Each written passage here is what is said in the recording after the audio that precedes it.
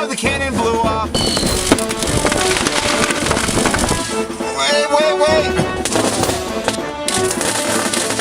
Did it hit the minivan?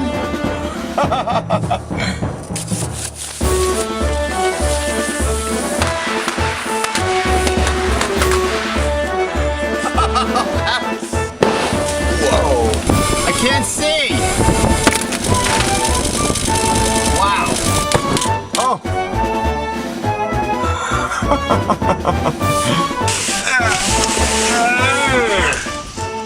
Okay. Tests are over.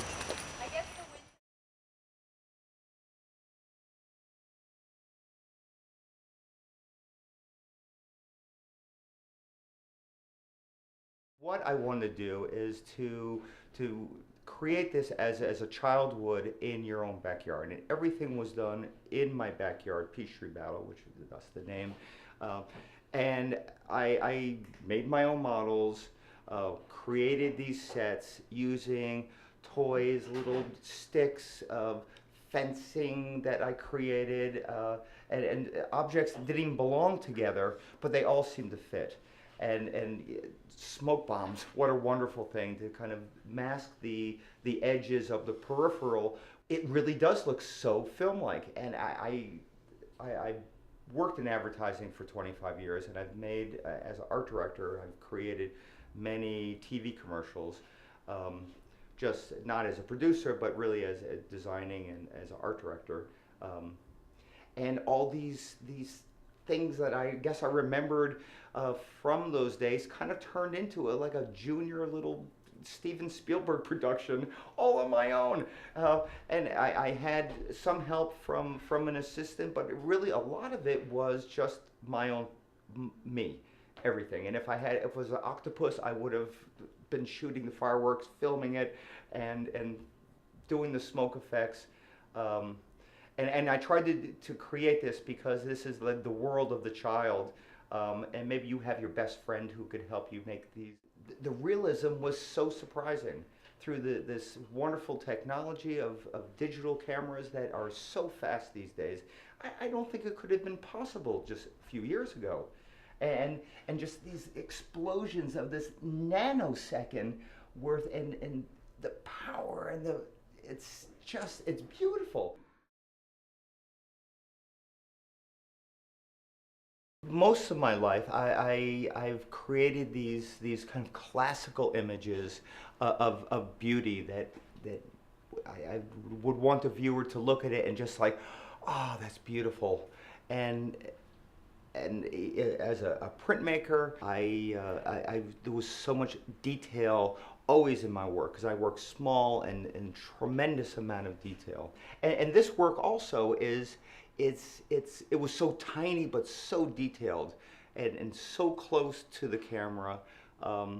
This is more of an emotion that I'm trying to create with this work. I wanted to create the power of the explosion. I wanted to see that the air move as in this explosion, a shock wave sort of, which there are a few photographs we actually see of shock wave, and it's tremendous. But it was about childhood memories and about carelessness and recklessness and laughter and joy. But it really was very serious work. I mean, the most difficult project I've ever worked on. But it was between my love of model building and fantasy, which was like this other part of my life, just not all classic kind of ethereal beauty, but just this imagination. And I didn't even imagine how much imagination came through these pieces. It was surprising, and perhaps through the use of my lenses that I use, which essentially was putting a magnifying glass in front of my camera lens that created this kind of distorted mental memory kind of view, more than because it was a peripheral to it, like you can almost see around you, like a memory would be. It's not just dimensional. It's around the sound and whew, things going past you.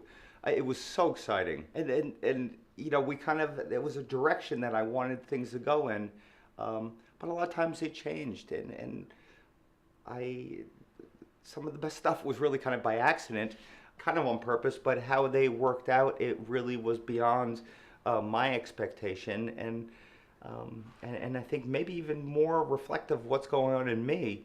Um, it was just created like through the innocence of like a child would do it, and that's why I wanted to do it. As like I was the child, and the child's eye was the camera, and the smoke and stuff. It was just to kind of diffuse reality and adultism, and the smoke bombs I think were wonderful because just not hiding my backyard, but it's almost like an emotional veil as well that you just sometimes you have to kind of put that blanket over you to really be able to think, and to let these things come out, and it really did, and I'm so pleased with the results of the work.